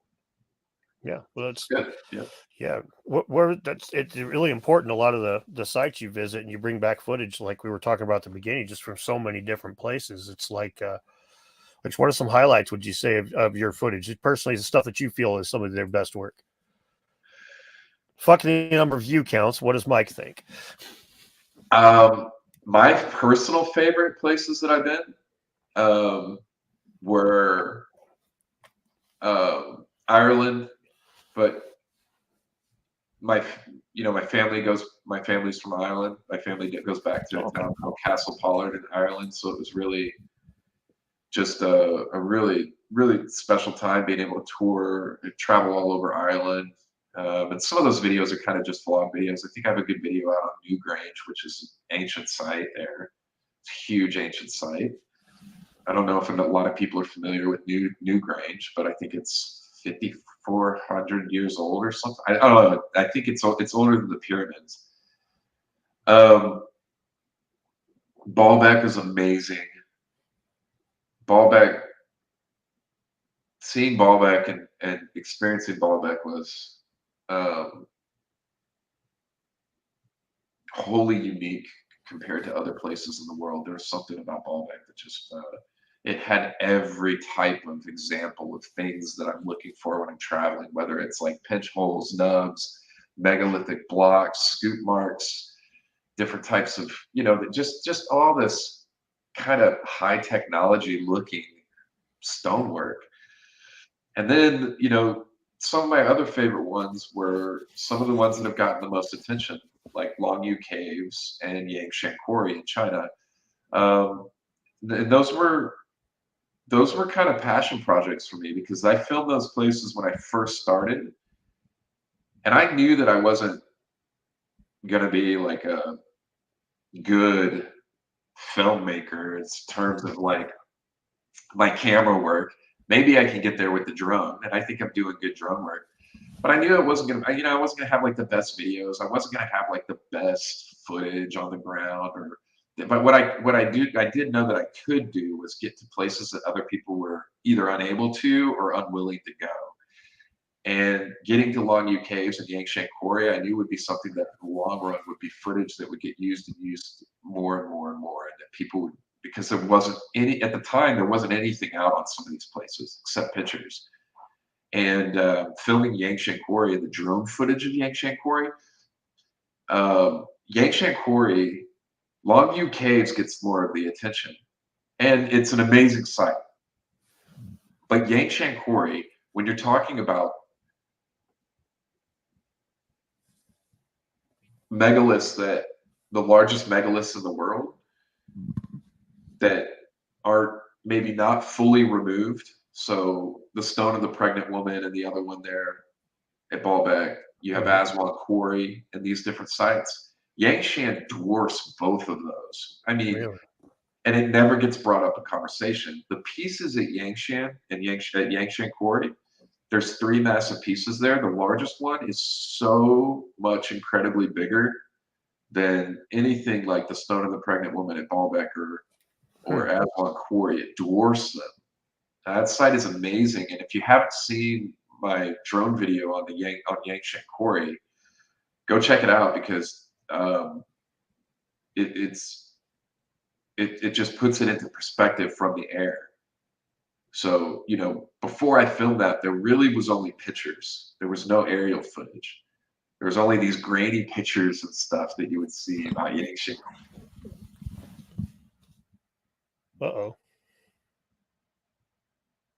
Oh no, I lose you again, Mike. Oh no, where'd you go? Oh, Mike, hello. Hopefully it's not crashing for me too. It's not the internet. Hope the stream's still going, guys. Hello? Hello, can you hear me now? Oh well, let me see real fast here. I'll check on my phone and see if the stream is up, because if it's not, that would suck. We lost part of our forest to fire several years ago. I see. You see me clear? All right, well, that's a good thing. Oh, well, crap. There went Mike. Damn it. Mike, where'd you go? Oh, well. This is Flint's doing. All right. Well, I think Mike will probably show back up here in a minute. There he is. All right, no problem. For so long. I don't know what's going on. We got you back. We got you back. They're blaming Flint. That. You're okay. They're blaming Flint for it. saying that it was Sabatucci. Sabatucci. Yeah, that son of a gun. Yeah, He's up to shenanigans again. that's just being silly. Damn big archaeology. Yes, that's what it was. Maybe it was the reptilians. It could have been them as well. It's tough to say who did it. It Oh was my gosh. definitely one of them. No, so we were talking about the I can't think of the name of the site, the Chinese one. I keep wanting to say Yanaguni, but that's the Japanese place. You were just talking about the place with the giant megaliths that you got the drone Yangshin footage. Quarry. Yangxing Quarry. So if you go look that one up on YouTube, odds are it's your footage on pretty much every fucking video out there. Yeah. Is that what you're saying? Okay, just checking to see. That's what I was going to hear. I did. Yeah, it's, if you're watching any of these big channels that grab footage from everywhere else, I see stuff on videos sometimes that I'm like, hey, that's my footage, right? Like, so I'm not, I think it's cool. Eventually, I think people will be like, where's this new footage coming from? And, eventually it'll be like, it's me. I did it. Well, yeah, it's slowly coming out that that you're the one that does this stuff, but yeah, there's it's a fine line between like keeping the information available and not, kind of feeling like you're being a bit taken advantage of, I would imagine, because that would be frustrating to be like, man, I go put this effort into this. I go get good views on it, get some decent ad revenue, but then fucking Joe Faceless channel over here goes and gets 5 million views on this shit. He's using my footage and he's fucking repeating what Wikipedia says. This is horseshit. Yeah, there's a No, Mike, where'd you go? Dang it. Oh, poop. Stupid internet. What's wrong with the stupid internet?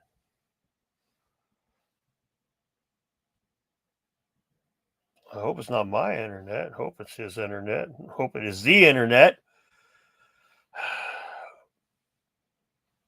But shit.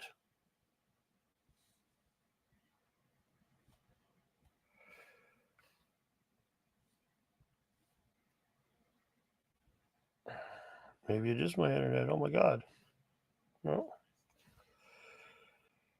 Well, here we are again with it's just being me, as apparently. Sorry, guys. I don't know why that just keeps happening, but it fucking does, and that's irritating as hell.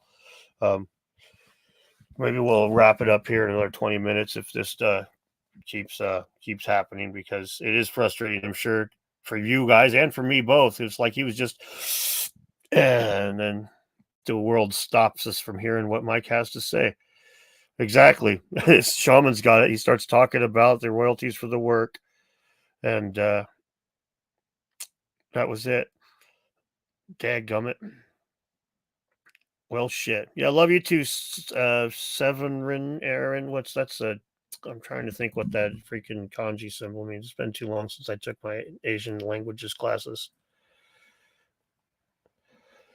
But yeah, so some of you guys like Magic. I didn't quit playing before Force of Will came out, but I did quit playing. Oh, I'll take some samples. Rethinks. I quit playing at Ravnica, but the degenerate decks with the unlimited, like when you talked about degenerate decks with no banned cards, that was the old days. And in those days, we cheated shit with Black Lodi and stuff. Anyway, crap. Let me see. Maybe Mike is trying to reach me on the Twitters or something. Oh, yeah. I got a message here from someone. Oh, here he's coming back. What? This is never Hello. never happened to me, but I can hear people outside complaining. My internet went out, so thank God that's working. Oh, okay, cool. Right on. Yeah, good. If it's working. Yes, I've owned a few Black Lotus there, Dr. Strange Doom. But okay, Mike, you were talking about your making monies and the royalties, and you were just about to open your mouth as about there's other people ripping you off and shit, and then the powers that be were like, "Shut that fucker up." Yeah, right. It's a fine line between getting paid for this work on you doing YouTube videos, because I'm not there yet, and I'm sure you know we're not paying bills quite yet, right? Yeah. At 40 plus Yeah. thousand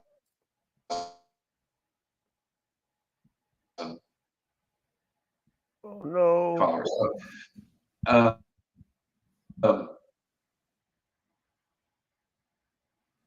luckily, the content that I'm creating and I'm getting, if somebody wants to use it,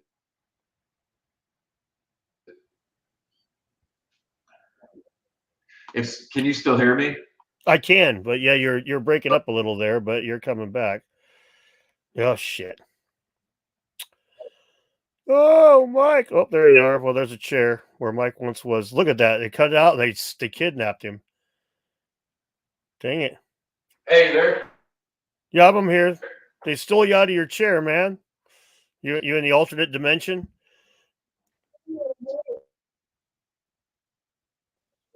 Take a Pringles can, wrap it in copper wire. What a nightmare, Yeah, of course it man. has to start happening.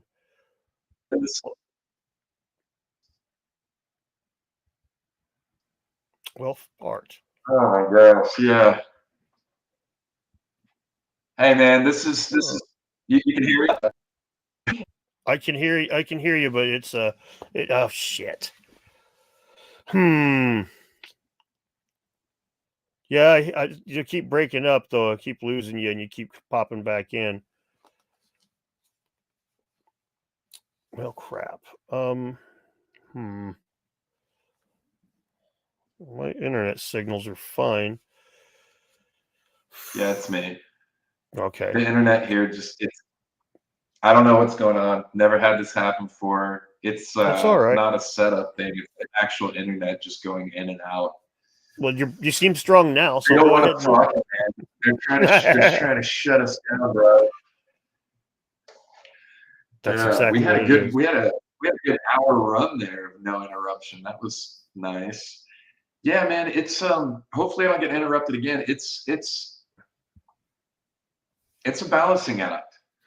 You know, it's a balancing act of trying to grow something into to a thing that you can do full time. And what I was saying was the good thing is that since I own the content and it's my footage, if somebody like Ancient Aliens who's using my footage for their show right now, they have to license it through me, right? You can't pull it off of the other channel that's using other people's footage. So there's that. But as for the viewer, the reason I put the footage out there is so that more people see these sites. So I don't get upset when I see big channels and I'm flipping through channels and I'm watching videos and I see that my footage is used in the video. I don't get upset. Especially if it's someplace like Sage Wall or something that I hope gets more attention to the larger community. It doesn't bother me at all. I know I filmed it. I know I was there.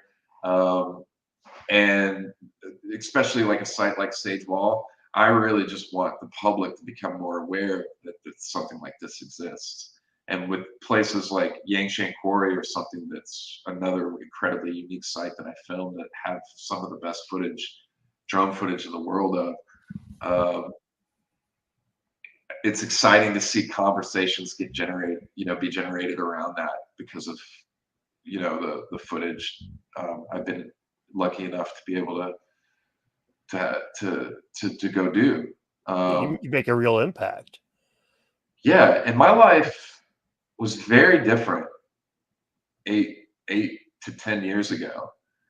My life, and I'm finishing up a book right now. I'll be releasing that And I hope that that book is impactful for people in a way that inspires people, and to know that it's possible to change the trajectory that your life is on. Because the life that I was living 8 to 10 years ago was, I don't know who that person is anymore. And I worked hard, really hard, to change who I was and the things that I was doing with my life to something that was more positive, more impactful, pursuing a passion for something that I loved and I enjoyed.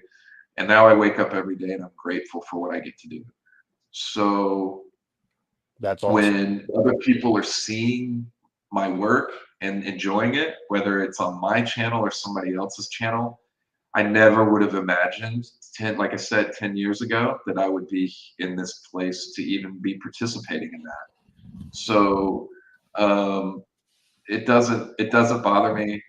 And for people that are in the community, eventually they'll be familiar with my work enough. Is I hang out with gentlemen like yourself, talking about things and stuff like that. Eventually, people become kind of aware of the different places I've been, what I've been doing, and the things that I've been a part of.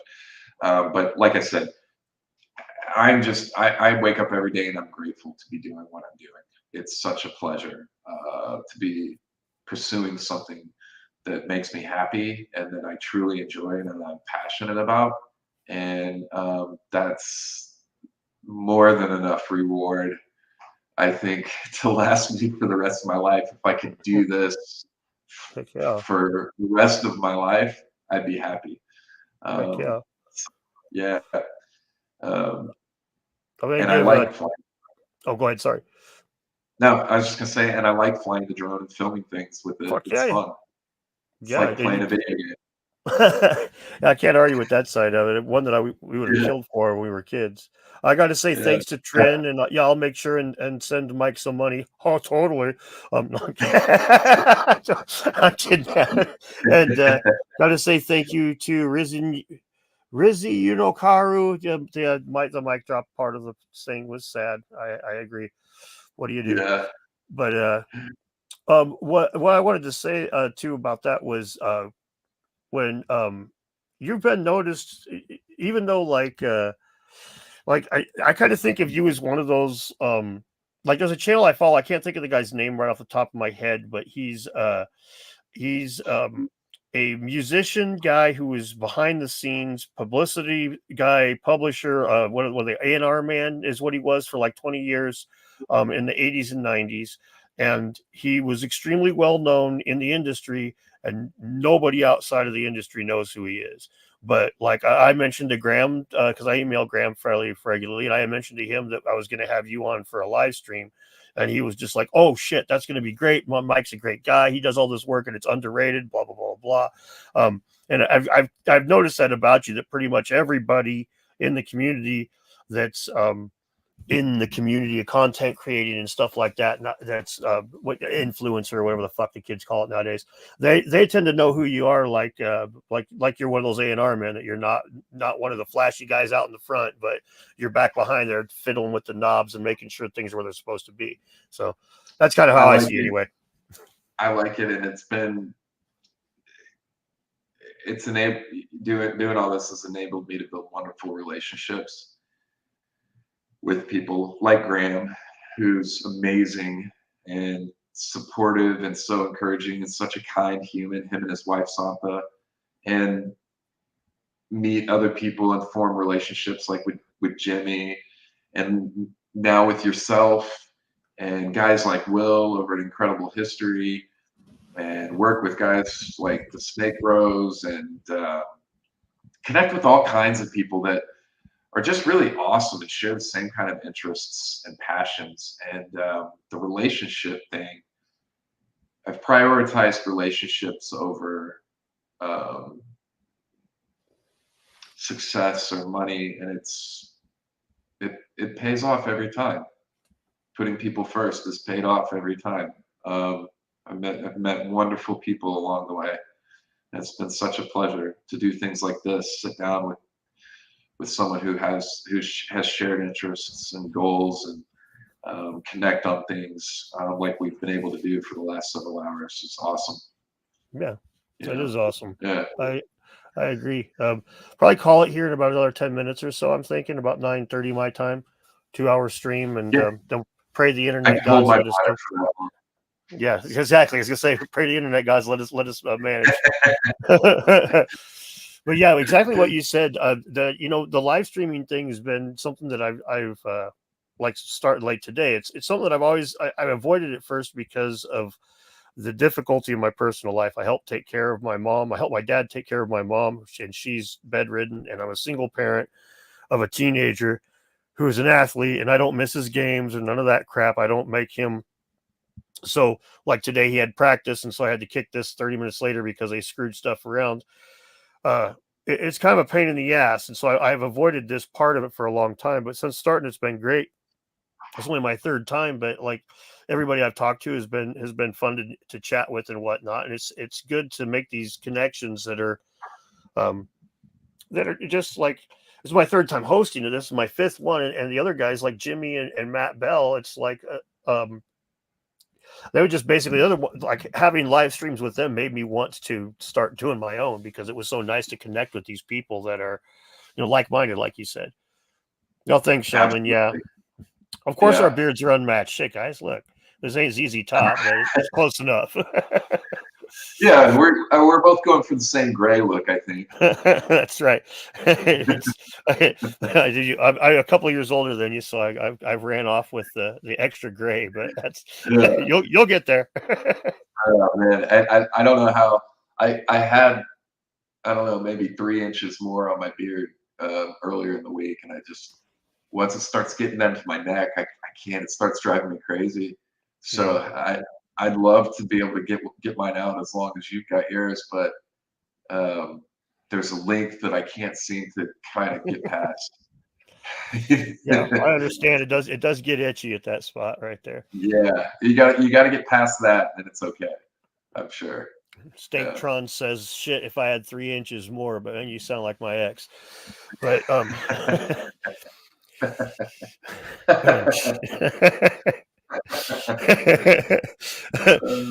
oh, thank you, Daniel. I appreciate it. Muchos gracias. You guys are tremendous. But yeah, the Sage Wall is a site that I definitely want to go and check out. It's one that, it's funny to me, is like people start immediately as soon as they see I'm having you on. It's like, but the Sage Wall, we already know that's a geological formation, don't we? It's like, well, I mean, I don't know. I haven't been there. You been there? You a geologist? Well, no, but it kind of looks like one. Well, fucking okay. It kind of looks like a wall too. I mean, if you squint, it kind of looks like the lines on my old TV. Maybe we should send some pros out there and get some work done. Call me crazy, but Yeah. that initial skepticism just out the gate, it's like, dude, that's a scientist I don't want to send. If that is a scientist, I don't want to send him. If right out the gate they look out, they're like, oh, that can't be. You may as well tell me God did it, dude. You ain't even being impartial about this, and that's not what we need. Yeah, and I'm not. I think people, because I've documented it so much, I think people feel like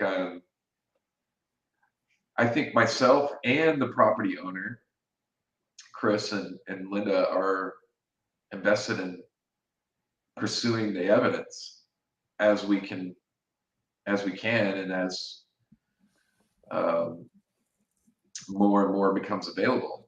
That's the goal. And like we've talked about on here, I happen to think it's worth pursuing.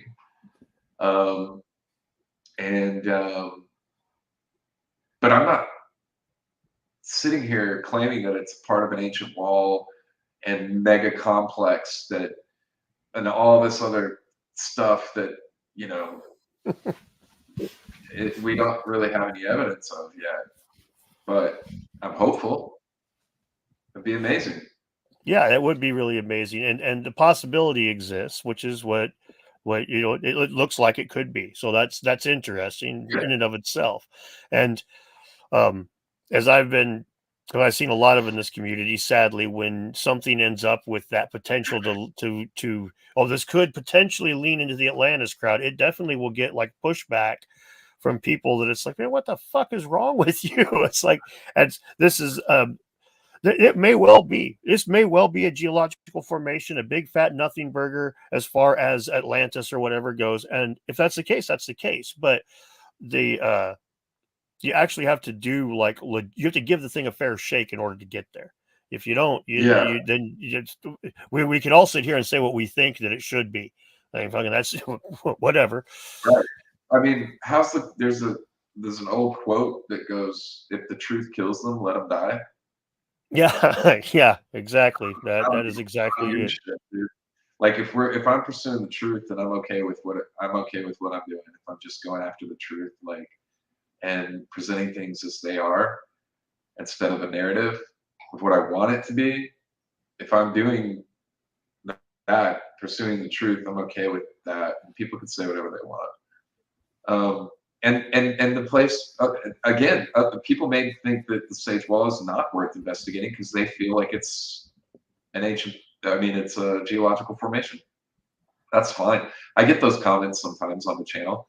That's okay. I'm still going to do the, go up there and document all this and participate in sharing the work and helping Chris and Linda figure it out, do the work and get the findings and share it with people. And that's not going to change anything about what I'm doing. Yeah, and it Right. shouldn't. And in the meantime, you can, if you want, you can watch one of the other 700 videos that I have on my channel on ancient sites around the world from all over the place. So, this is just one aspect of what I'm bringing to the table in terms of documenting things around the world. It's just one thing. I think it's a really, really cool and interesting thing. Yeah. But there's, like I said, I've got like over 700 videos out on my channel from all over the world from ancient sites that some are relatively unknown, like, Yeah. until maybe recently, like Longyu Caves or Yangshan Quarry or the pyramids in China or, all kinds of stuff. So all that's there on my channel too. So if you like ancient history and you want to see something that's for sure like really unique, go check out any of that other stuff. Yeah.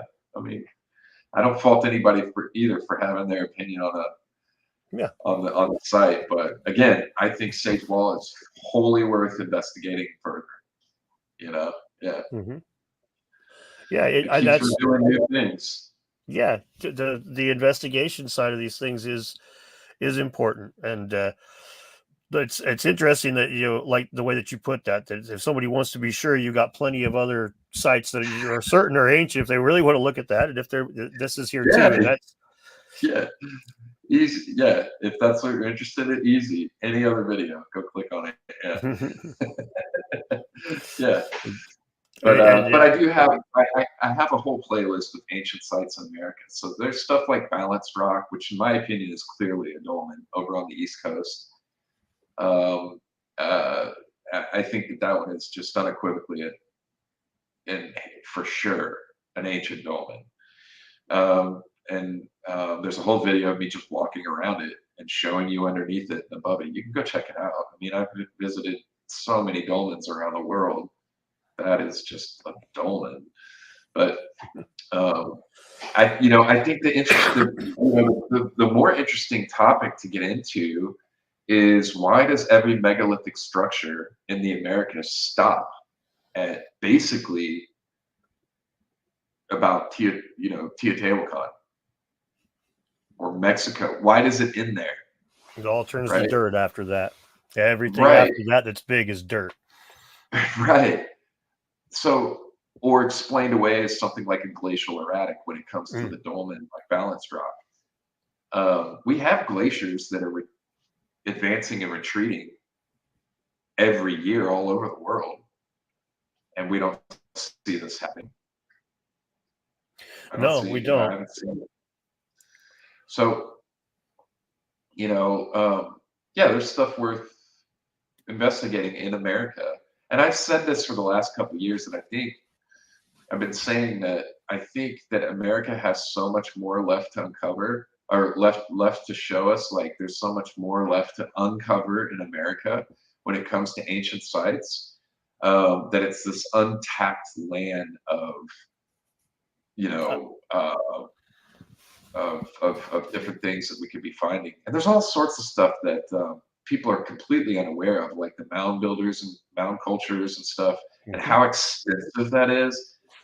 Gregory Little, I mean, if you want to get into that, go check out Gregory Little on his Twitter, on Twitter. And he is just dropping stuff constantly. I had no idea that there was that extensive amount of these ancient structures around the country, all over the place, thousands. Yeah. I grew up near and St. Louis, and they raised a bunch just to build the city. yeah, and you have, I recently visited Cahokia. What an incredible place. Yep.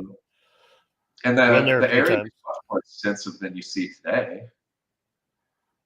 That's amazing. Yeah, it's huge, I mean, huge site. yeah, at the height of that city, it was larger than London at the same time. Um, and that's a massive structure. But there's all sorts of interesting things to get into in the Americas. Well, there's And then you really, what's that? Oh, there's one idea that I've been having ever since me and my son took the road trip down through the channeled scablands, and I'm like going nuts because they haven't been barely touched at all. All through there, there's mesas that were basically not like when the floodwaters came through.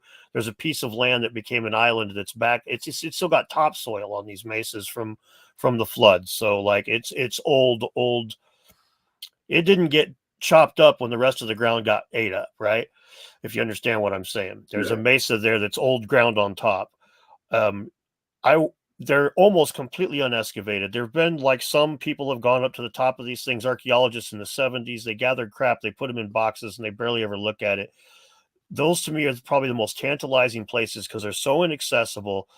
Nobody goes up on these things. They're fucking huge. And I mean, they're the areas that survived the flood and that are inaccessible. So if there was anything of human activity in that region, that would be the place that it would potentially would be found. So in your travels, if you get a chance to go to the channeled scablands, stick a drone on top of those damn mesas for me, would you? Right. It's so you live out that way? Yeah, I live in Spokane, Washington, over on the on the west, on I'd the east love side to of come up Washington. and see Scablands sometimes. It's been on my radar for a while, but I haven't looked into it as much because I typically focus on like megaliths and stuff. Yeah. But I'd love to come out there. You'll have to show me around. Yeah, that would be great. I'd love to. We could make a bit of it, and it's not too far from here to Montana. We could hit the whole 9 yards. There we go. We got a trip planned. Hell yeah, we do. That would I'll be come up awesome. there, visit, and go through the Scablands. You can show me around. I'll take you over to Sage Wall and some of these places in Montana. Make a whole journey of it. Share Hell it with yeah, people. That'd be that would fun. work. That would work. Yeah, man. I'd love Awesome. that. I would too, Mike. That would be great. Awesome. Well, this has Awesome. been really fun, man. Look, we should do this again sometime. So you've got I'll make sure when we're done here and put your links to your channel down in the description. You're on Twitter, you're on Instagram too, right? Yeah. Yep. All my socials are WWOLFPROD, W Wolf Prod. And yeah, my channel's Wandering Wolf. Yeah. Awesome. Got a book coming out soon, like I mentioned before. And I'll be announcing I leave for Peru. Or I do tours now, and I have a Peru tour in a few weeks down in Peru, going through Peru. That one's sold out, and I'll be doing 2 tours in 2025, and I'll be announcing the next one here in a few weeks. Hell yeah. Awesome. Yeah. So if you want to come, I purposely try to put those prices low on the tours so people can be a part of like coming on these experiences and seeing these places. Like our Peru trip came in at under $3,000. So Nice. 9 days in Peru, hitting all these, and it focuses on all these ancient sites for under $3,000. I think you'll find comparable trips are about $1,500 or more over that. And so I really like being able to put something out there where people can participate, come see these things for themselves, and it's it's been a joy to put this to put these tours on, and I've been traveling so much and doing this now for so long. Being able to share that experience with people is really awesome. It's a lot of fun seeing other people's faces light up when they see a megalithic site for the first time, or an ancient site, or experiencing a different culture. That's really cool. Yeah. Awesome. All right. Well, hell yeah.